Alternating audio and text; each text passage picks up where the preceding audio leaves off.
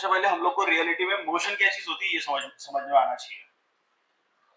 अब आपने इसके पहले बहुत सारी चीजें समझ में आई होगी कि आपने रट्टा भी मार के रखा होगा। मोशन क्या होता है कि अगर कोई ऑब्जेक्ट अगर एक पोजीशन से दूसरे पोजीशन में जाता है, टाइम बदलता है, उसको मोशन है। और जो एक ऐसा ऑब्जेक्ट जो एक से दूसरी की पोजीशन, एक पोजीशन से दूसरे पोजीशन में नहीं जाता और टाइम जैसे बढ़ते रहता है, तो उसको हम लोग रेस्ट कहते हैं। ठीक है, हाँ। तो इधर ध्यान देना, घड़ी बाद में देख लेते हैं, छुट्टी हो जाएगी बात। हाँ, तो सुनिए, तो ऐसी कोई चीज नहीं है जो एग्जैक्टली मोशन भी हो और एग्जैक्टली रेस्ट भी हो। ठीक है, तो अभी जो बात हम लोग करेंगे उसमें ज्यादा शॉक होने वाली जरूरत नहीं है। अभी अगर मैं देखूं तो आप सभी लोग रेस्ट करो। It means that you are not changing your position with respect to time. Time चल रहा है बट आप स्टिल बैठे हुए हो। So for me you are is at rest, but actually you are not is at rest, but actually आप rest में नहीं है। बोलो कैसे? क्योंकि अर्थ घूम रही है and we are on the earth. So the person which is sitting on the moon, example के तौर पर, the person which is sitting on the moon and वो अगर आपको देखेगा अर्थ के ऊपर तो अर्थ घूमती हुई नजर आएगी। अगर अर्थ घूम रही है तो आपकी घूमते हुए नजर आएगी। क्लियर? सिमिलरली जैसे मान के चलो कि आप बस स्टैंड पे खड़े हो, ठीक है, और साइड से बस जा रही है, तो जो बस में इंसान बैठे हुए हैं तो वो आपके लिए मोशन में है। समझ में आ रहा है क्या? अच्छे पकड़ पा रहे हो आप लोग? अगर आप जमीन पे हो और बस में कोई बंदा जा रहा है, मतलब बस जा रही है और बस में कोई इंसान बैठा हुआ है, और बस में साइड में कोई और इंसान भी बैठा हुआ होगा।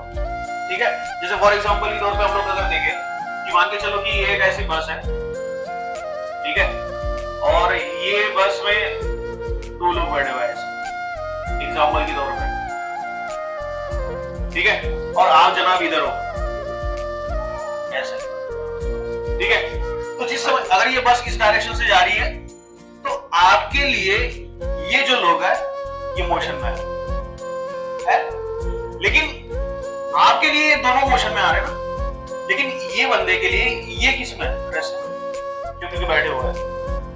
समझ में आ रहा है? आपके लिए ये मोशन में है बट इसके लिए ये रेस्ट पे है। समझ में आ रहा है? ठीक है, और अगर देखा जाए तो ये जब आपको देखेगा तो ये बोल रहा है कि आप मोशन में हो, बट ये इसके रेफरेंस में ये रेस्ट पे रहेगा। लेकिन जिस समय ये आपको देखेगा तो ये जैसे बस सामने जाती हुई देखेगी तो आप पीछे हुए जाते हुए दिखेंगे। समझ में आ रहा है क्या? तो यहां किसी का ऑब्जर्वेशन गलत नहीं है। There only a difference of frame of reference. सिर्फ डिफरेंस कहां आता है? फ्रेम ऑफ रेफरेंस पे। अगर आपने कोई फ्रेम ऑफ रेफरेंस डिसाइड कर दिया देन ओनली इन कंडीशन कि आप बता सकते हैं कि वो मोशन पे है कि रेस्ट पे। ऐसा कोई सिचुएशन या ऐसा कोई सिनेरियो नहीं कि एग्जैक्टली रेस्ट पे और एग्जैक्टली मोशन पे। तो रेस्ट और मोशन किसके बेसिस पे डिफाइन किए जाते हैं? डिफाइन किए जाते हैं according to the frame of reference.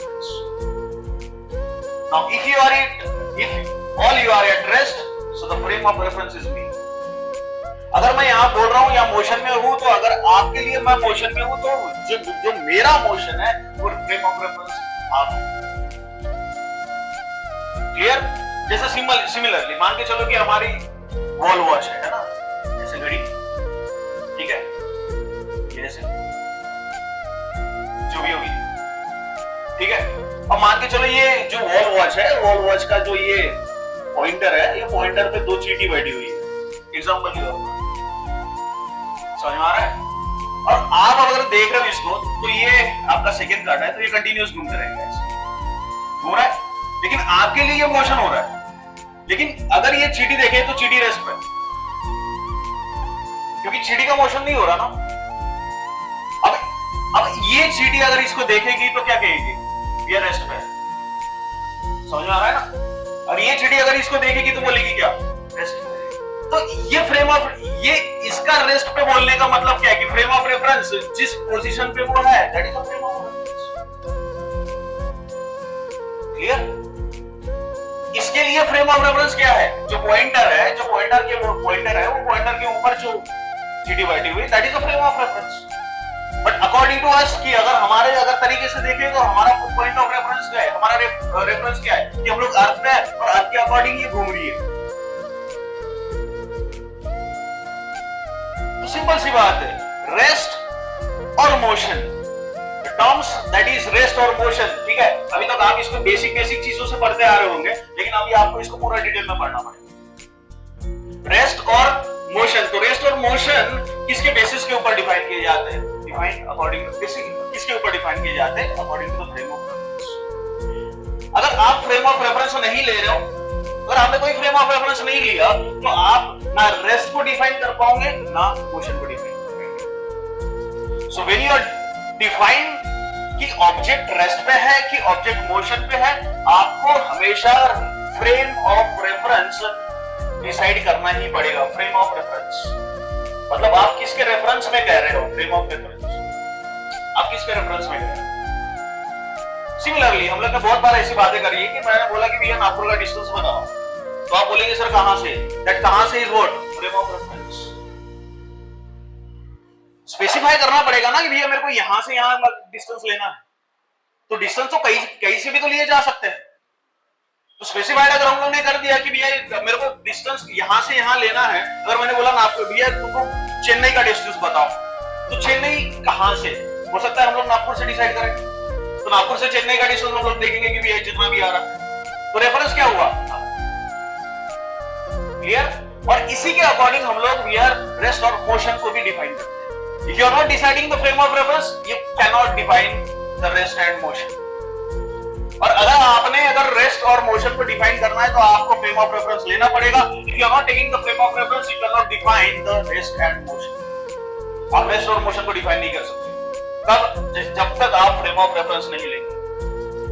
अभी हम लोग अभी की सिचुएशन में आप सभी लोग बैठे हुए, ठीक है, तो मेरे लिए तो आप रेस्ट पे हो, लेकिन अदर कोई पर्सन जो अगर मान के चले एग्जांपल के तौर पर जो मून पे बैठा होगा, तो वो क्या देखेगा कि हम लोग, क्लियर। तो उसके लिए आप रेस्ट पे हुए क्या, आप रेस्ट किसके लिए, मेरे लिए, आपके लिए मैं मोशन पे हूं, क्लियर। क्यों, क्योंकि आप रेस्ट पे और मैं मूवमेंट कर रहा हूं, so that is nothing but the motion, that is decision of a frame of reference. If you decide the frame of reference, then and then condition you can define the rest and motion, clear. ये बात होगी तेरी motion की, ठीक है। तो lesson ही पढ़ रहे हैं हम लोग, मोशन इन प्लेन, तो बात समझ में आ गई होगी मोशन की। अब मोशन की अगर बहुत बात करें तो दुनिया में 3 प्रकार के मोशन होते हैं, ये भी देखो, ठीक है। दुनिया में 3 प्रकार के मोशन होते हैं। पहला मोशन होता है लीनियर मोशन, ठीक है। एक प्रकार का मोशन होता है जिसको कहते हैं हम लोग लीनियर मोशन, ठीक है। दूसरा प्रकार का मोशन होता है जिसको कहते हैं हम लोग वाइब्रेशनल मोशन, याद होगा सभी लोगों को, ठीक है, वाइब्रेशनल मोशन, ठीक है। तीसरा प्रकार का मोशन होता है that is rotational motion, rotational, ठीक है। ये बेसिक चीजें हम लोग पहले भी पढ़ चुके हैं। लिनियर मोशन को रेक्टिलिनियर मोशन भी कहते हैं, और इसका और एक नाम भी है ट्रांसलेशनल मोशन, और इसका और एक नाम है ट्रांसलेटरी मोशन, ठीक है। वाइब्रेशनल मोशन को हम लोग ऑसिलेशन भी कहते हैं, टू एंड फ्रो मोशन भी कहते हैं, ठीक है। और रोटेशनल मोशन को हम लोग एंगुलर मोशन भी कहते हैं, ठीक है। तो ये सारे अलग अलग नाम से, तो दुनिया में 3 प्रकार के मोशन होते हैं, ठीक है। तो ये बात तो होगी मोशन की। इन प्लेन क्या बताता है, इन प्लेन ये बताता है कि भैया आपको कितने कार्टेशियन कोऑर्डिनेट सिस्टम लग रहा है। मोशन को डिफाइन करने के लिए आपको कितने एक्सिस का काम पड़ रहा है, and that concept define the planes. Plane बोले तो एरोप्लेन नहीं उड़ने वाला, ठीक है, वो चीज नहीं होगी। हाँ, अब देखिए इन प्लेन क्या डिसाइड करता है। ये इन प्लेन आपको क्या बता रहा है, इन प्लेन ये बताता है कि मान के चलिए कि आप, ये हमारी एक कोई एक्सिस है, 3 एक्सिस हमारे पास में जनरल तौर पे होती है, X axis, Y axis and Z axis, ठीक है। अगर एक्स कोई भी ऑब्जेक्ट का मोशन डिफाइन करने के लिए, कोई भी ऑब्जेक्ट हो, अगर उसका मोशन अगर मेरे को बताना है या डिफाइन करना है, तो वहां सिर्फ और सिर्फ अगर एक ही एक्सिस का काम पड़ रहा है, तो उसको कहते हैं हम लोग वन डायमेंशन, क्लियर। क्या कहते हैं उसको, वन डायमेंशन। मतलब सिर्फ और सिर्फ एक ही एक्सिस काम करेगी। एक्स एक्सिस भी हो सकती है, वाई एक्सिस भी हो सकती है, और जेड एक्सिस भी हो सकती है, कोई भी एक एक्सिस होंगी। तीन कार्टेशियन कोऑर्डिनेट सिस्टम में से कोई भी एक एक्सिस अगर कोई ऑब्जेक्ट का मोशन डिफाइन कर दिया, so that is called as one dimension and that terms is called as motion in one dimension. उसको मोशन इन वन डायमेंशन कहते हैं। Clear? Motion in two dimension, motion in three dimension. ठीक, अब ये तीनों axis हमारे कैसे काम करते हैं तो देखिए फिर से हमारी ये एक्स एक्सिस मान के चलते हैं हम लोग। ये ऊपर जाने वाली एक्सिस हम लोग को y कहते हैं और इधर भी है, इधर से आने वाली axis, so this is called as z axis. ये आपकी z एक्सिस। ये रियलिटी में ऐसे नहीं होती, हमारा बोर्ड वर्टिकल पोजीशन में है तो इसलिए हम लोग को इसको ऐसे निकालना पड़ता है, बट इन रियलिटी ये z एक्सिस कुछ ऐसे होती है। So this is the actual z axis and all three axis are mutually perpendicular to each other. ये तीनों एक्सिस एक में से परपेंडिकुलर होती है, mutually perpendicular to each other. ये तीनों एक्सिस एक से 90 का एंगल डिफाइन करती है बीच में। ठीक, हाँ, तो कोई भी ऑब्जेक्ट का अगर मोशन बताना है तो अगर यहाँ मान के चलो यहाँ ए पोजीशन से इधर आ गया, मान के चलो बी पोजीशन है, यहाँ वाई एक्सिस और एक्स एक्सिस में कोई काम नहीं, तो ये ऑब्जेक्ट का मोशन कौन सी एक्सिस बता रही है? Only x axis. ठीक है, तो इसको कहेंगे हम लोग one dimension, that is motion in one dimension. जहां एक ही एक्सिस काम कर रही है कोई भी ऑब्जेक्ट का पोजीशन बताने के लिए, so that is called as one dimension and that term is called as motion in one dimension. उसको मोशन इन वन डायमेंशन कहा जाएगा। और वही ऑब्जेक्ट की पोजीशन बताने के लिए जहां दो एक्सिस काम करते हैं, जैसे फॉर एग्जांपल अगर मैं स्ट्रेट मोशन में जा रहा हूं तो मेरी पोजीशन बताने के लिए इनिशियल से लेकर के फाइनल में, तो मेरी पोजीशन बताने के लिए सिर्फ एक एक्सिस होगी तो उसको कहेंगे हम लोग मोशन इन वन डायमेंशन। ठीक है, अगर हम लोग एनसीईआरटी की बात करें तो ये मोशन इन प्लेन को कैसे बताया गया है? Motion in one dimension and motion in two dimension, अलग अलग लेसन। हमारे इसमें इसको कंबाइन कर दिया गया है और कंबाइन करने के बाद भी इसको बोला गया motion in plane. In motion in plane we have to study the motion in one dimension and motion in two dimension. अब मोशन इन वन डायमेंशन और मोशन इन टू डायमेंशन क्या होगा कि अगर कोई ऑब्जेक्ट का पोजीशन बताने के लिए सिर्फ एक ही एक्सिस अगर काम कर रही है, क्लियर, तो वहां सिर्फ एक एक्सिस काम कर रही है तो वहां मोशन इन वन डायमेंशन कहेंगे। क्लियर? अगर मेरा मोशन रेक्टिलिनियर है, मेरा मोशन लिनियर है, मेरा मोशन ट्रांसलेशनल है, मेरा मोशन ट्रांसलेटरी है, तो ऐसे पोजीशन के लिए बताने के लिए मेरे पास में सिर्फ एक एक्सिस काम करेगी, that is called as motion in one dimension. Clear? और कई लोगों की आदत होती है गाड़ी ऐसे ऐसे चलाने की, है ना, that is in zigzag plane, तो ऐसे कुछ लोगों को एंगल ऑफ बैंकिंग थोड़ा सा कंसेप्ट समझ में नहीं आता, ज्यादा ही झुक जाती है तो फिर थोड़ी देर में हॉस्पिटल में नजर आते हैं, है ना। तो ऐसी पोजीशन वो बता रहा है अभी समझाने के लिए, और तो ऐसे पोजीशन बताने के लिए सिर्फ रेक्टिलिनियर मोशन काम आएगा क्या? नहीं। तो यहाँ कितने एक्सिस काम करेंगे? दो। कितने एक्सिस काम कर रहे हैं? दो। जहां दो एक्सिस काम करता है that is motion in two dimension and the motion in two dimension is nothing but the motion in two dimension. क्योंकि एक प्लेन सरफेस का मोशन बता रहा है। प्लेन सरफेस बोले तो दो एक्सिस होगी, दो एक्सिस के बीच का plane, that is called as ये हो सकता है, ये इतना हिस्सा, क्लियर, या अदरवाइज एक्स और जेड के बीच का हिस्सा हो सकता है, ये ऐसे, क्लियर, या अदरवाइज वाई और जेड के बीच का हिस्सा हो सकता है ऐसे। And this is called as plane surface. ये प्लेन है, तो जहां दो एक्सिस काम कर रही है इसको कहेंगे हम मोशन इन प्लेन। कोई भी ऑब्जेक्ट का पोजीशन बताने के लिए जहां दो एक्सिस काम कर रही है, so that is called as motion in two dimension and that particular motion in two dimension that is regarding as a motion in plane, उसको मोशन इन प्लेन कहेंगे। और जहां तीन एक्सिस का काम पड़ता है उसको मोशन इन थ्री डायमेंशन कहते हैं, और वो मोशन इन थ्री डायमेंशन हम लोग चौथे लेसन में पढ़ेंगे, आने वाले next lesson, law of motion. तो तीसरा और चौथा लेसन ये मोशन ही बताता है, motion in plane and actually ये lesson motion in one dimension और मोशन इन टू डायमेंशन के हिसाब से डिवाइड होना चाहिए, एनसीईआरटी में तो वैसे ही दिया, ठीक है, लेकिन हमारे को कंबाइन करके बोल दिया गया कि मोशन इन प्लेन पढ़ो। और मोशन इन प्लेन में आप दो कार्टेशियन कोऑर्डिनेट सिस्टम पढ़ेंगे जहां दो एक्सिस काम करेंगे, X axis, Y axis, Z axis, X axis, Z axis, कोई भी एक्सिस हो सकती है। दो म्यूचुअल परपेंडिकुलर एक्सिस में से कोई भी एक्सिस हो सकती है। अगर एक्स वाई के बीच में आ रहा है तो एक्स वाई प्लेन आएगा, अगर कोई ऑब्जेक्ट x और y के बीच में आ रहा है तो xy प्लेन कहा जाएगा, जो ऑब्जेक्ट x और z के बीच में आ रहा है तो xz प्लेन कहा जाएगा, क्लियर, और जो ऑब्जेक्ट y और z के बीच में आ रहा है तो उसको yz प्लेन कहा जाएगा। तो प्लेन ऐसे डिसाइड होते हैं। अब प्लेन कैसे, अब ये एक्चुअली में काम कैसे करते हैं ये भी सुनो, कि अब देखिए तो हमारे एक्स वाई जेड एक्सिस कैसे काम करते हैं। तो ये हमारी कौन सी एक्सिस है भाई, ये कौन सी एक्सिस है। अब ये जो बोर्ड लगा हुआ है ये कौन से प्लेन में लगा हुआ है, एक्स और। तो ये जो बोर्ड की पोजीशन बताने के लिए मेरे पास में दो एक्सिस काम करेगी, ये एक्स और दूसरी वाई। तो ये बोर्ड कौन सी प्लेन में है, एक्स वाई प्लेन में। क्लियर। अब हमारी सरफेस के बारे में बात करें तो ये कौन सी एक्सिस है हमारी, जेड है ना, ये जेड एक्सिस है। और ये कौन सी एक्सिस है, एक्स। तो ये जो सरफेस है ये कौन सी प्लेन में आ रहा है, एक्स जेड। कौन सी प्लेन में आ रहा है, एक्स जेड। क्या बात समझ में आ रही है, क्लियर। और अगर ये दीवार की बात करें हम लोग, है ना, तो ये दीवार देख, ये वाई एक्सिस और ये जेड एक्सिस। तो ये दीवार कौन सी प्लेन में आ गया, वाई जेड प्लेन।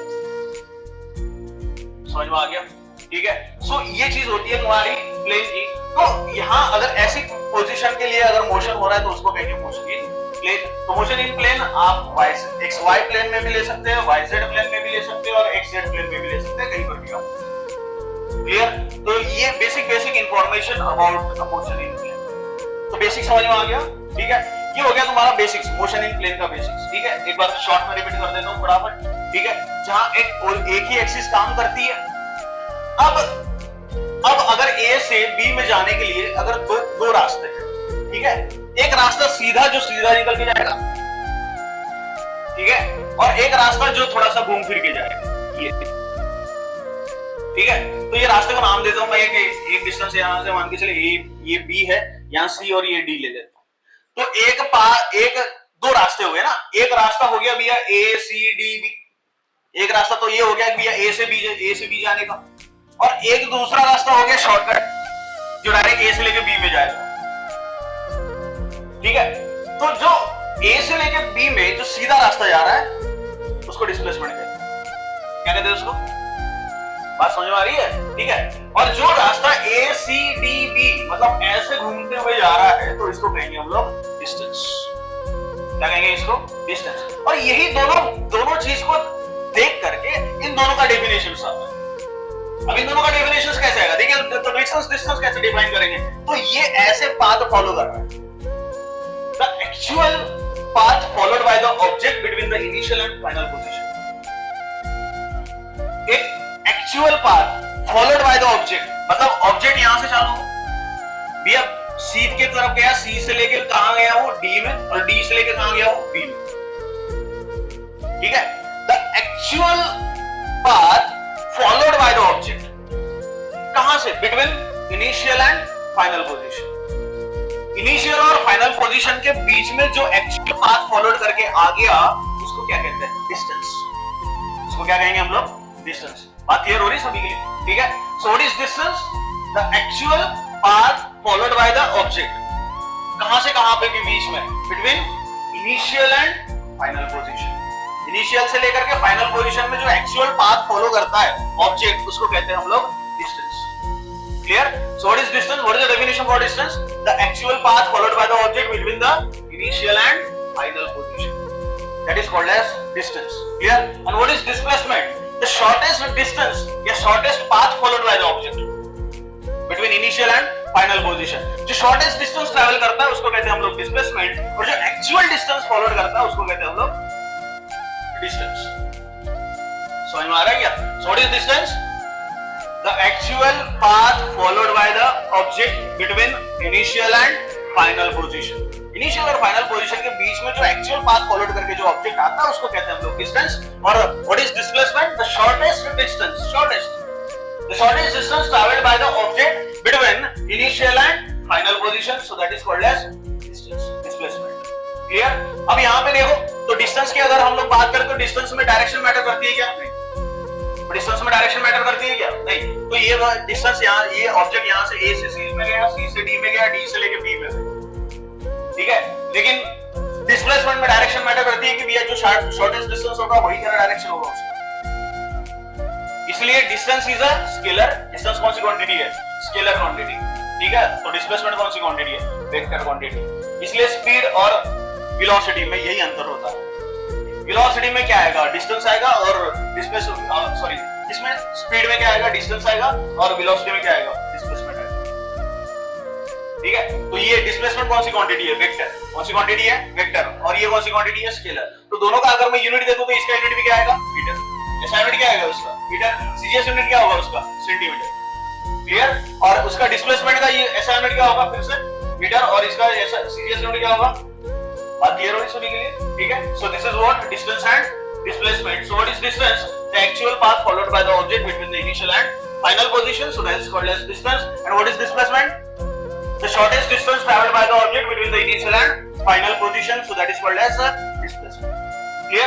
और इसी के अकॉर्डिंग हम लोग फिर से दो चीजों को डिफाइन करते हैं। तो यहाँ से एक चीज आती है आपकी स्पीड, क्या चीज आती है स्पीड, नाम सुना है सभी लोगों ने, और एक चीज आती है आपकी velocity. What is the speed? Formula for the speed is displacement upon time. तो speed is equal to displacement upon time, तो सॉरी डिस्टेंस अपॉन टाइम। तो डिस्टेंस अगर मान के चलो कि x ले लो तो dx अपॉन क्या हो जाएगा ये dt, rate of change of distance with respect to time. So that is called as speed. And what is velocity? Velocity अगर ले ले तो यहां से ये डिस्टेंस डिस्प्लेसमेंट डबल हो गया तो ये मान के चलते y मेरा डिस्टेंस, ठीक है ना, ठीक है। तो ये क्या हो जाएगा मेरा dx upon dt। So what is velocity? Rate of change of displacement with respect to, that is called as, ठीक है। और इसका यूनिट की बारे में बात करें तो इसका यूनिट क्या होगा फिर से मीटर पर सेकंड, मीटर पर सेकंड। इसका सीजीएस यूनिट क्या होगा रे,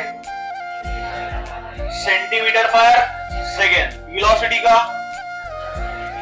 का मीटर पर सेकंड, तो वेलोसिटी होगी तेरी मीटर पर सेकंड, और इसका अगेन सीजीएस यूनिट क्या होगा सेंटीमीटर पर सेकंड। इसमें से कौन स्केलर वेक्टर?